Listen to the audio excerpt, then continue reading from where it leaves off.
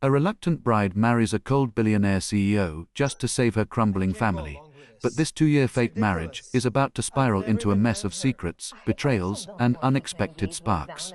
Let's dive into this juicy drama. Sarah Dobinson had no choice but to say yes to the marriage agreement with Lucas Stanton, the heir to the Stanton Empire. Her dad pushed her into it because the Thompson family was drowning in debt, and if she refused, their stocks would crash and Lucas would lose his heir status. But here's the kicker: Sarah already had someone she liked, and Lucas, he couldn't care less about this arranged union. The wedding was a total disaster from the start. Sarah wanted a fancy venue and an extra $7 million, but Lucas shot that down fast, reminding her this was just for show. In the end, they tied the knot in a tiny, old church.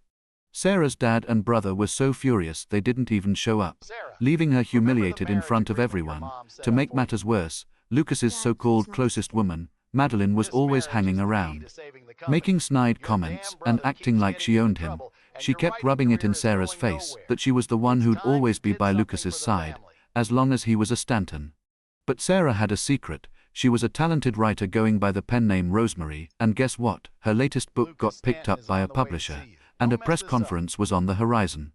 This should have been her moment to shine, but trouble followed her everywhere. One day, Sarah ran into Lucas and Madeline while they were picking out clothes together.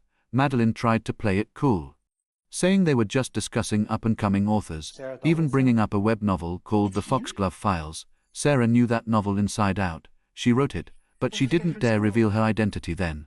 Back at home, Sarah couldn't catch a break.